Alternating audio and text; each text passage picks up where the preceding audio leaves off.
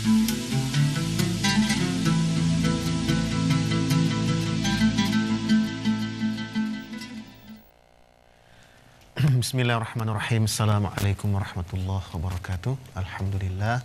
Wassalatu wassalamu ala rasulillah wa ala alihi wa sahbihi wa mawalah. Rabbi syrah li sadri wa yassir li amri wahlul 'uqdatam min lisani yafqahu qawli. Rabbi zidni ilma warzuqni fahma. Para pemirsa ACTV yang dimuliakan Allah Subhanahu wa taala, setelah kita memuji dan memuja Allah dan bersalawat kepada Nabi kita yang mulia Nabi Muhammad sallallahu alaihi wasallam, pagi ini di Ustaz Menjawab kita akan berbicara satu tema, yaitu peran pemuda dalam kebangkitan umat.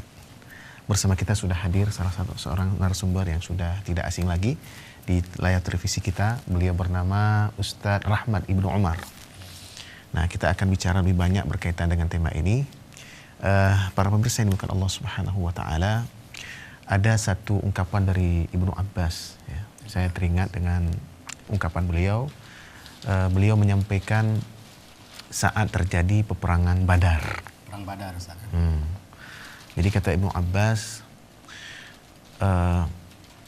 Ibnu Abbas mengutip ucapan Nabi SAW, ya, man fa'ala kadha wa kadha wa ata makana kadha wa kadha falahu kadha wa kadha fatasara'a ilaihi syubbanu wa thabata syuyukh 'inda rayat.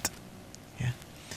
Jadi Nabi SAW saat itu bersabda, siapa yang melakukan ini di tempat ini dan ini, ya, maka dia akan mendapatkan ini dan ini. Lalu kata Ibnu Abbas menceritakan peristiwa tersebut, bagaimana sikap para pemuda saat itu. Fatasara'a ilaihi syubban. Maka para pemuda pun bergegas, bercepat-cepat menuju ke tempat yang Nabi sebut itu. Ya, wa thabata syuyukh 'inda rayat. Sementara orang-orang senior, orang-orang tua itu menjaga bendera. Jadi permudanya maju ke depan seperti itu. Nah, para pemirsa yang Allah muliakan, jadi sesungguhnya pemuda itu luar biasa peran mereka untuk kebangkitan umat hari ini. Termasuk dulunya dengan seorang anak muda yang bernama Sultan Muhammad Al-Fatih, ya Ustaz, ya. Luar biasa peran beliau. Nah, bagaimana Ustaz melihat peran pemuda di zaman kita sekarang, Ustaz? Baik, terima kasih Ustaz Azanul. Alhamdulillah.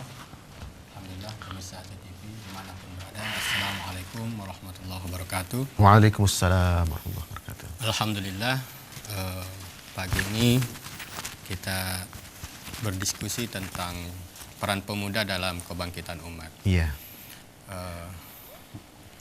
Di sini ada beberapa yang menjadi poin, ya Ustaz, ya. Iya. Di mana para pemuda harus dibuat apa mereka ini. Kemudian kebangkitan umat. Nah, kebangkitan umat ini harus punya rumusan juga. Betul. Sehingga tidak punya sehingga para pemudanya itu tidak gagap gitu ya. Iya, betul sekali. Mungkin kalau bahasa sekarang pemuda ini generasi milenial. Muda sekarang, Ustaz, ya. Bagaimana generasi milenial ini mengambil peran dalam kebangkitan umat. Betul. Ya, alhamdulillah kalau kita hari ini menyaksikan di tengah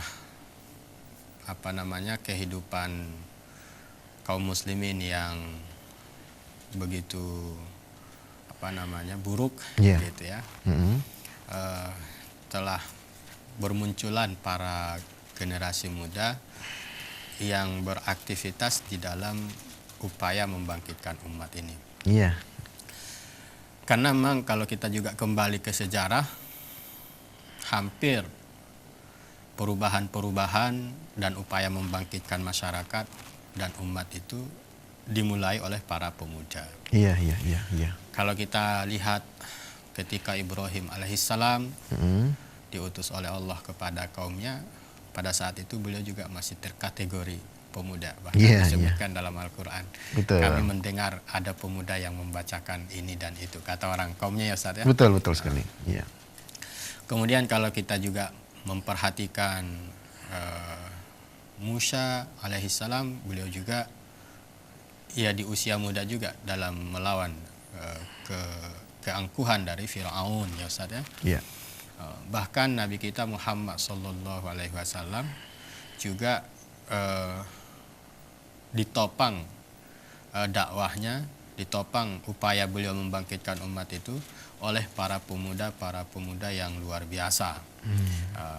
Ada Umar bin Al-Khattab, meskipun usianya 20-an masih terkategori pemuda pada saat itu ya Ustaz ya.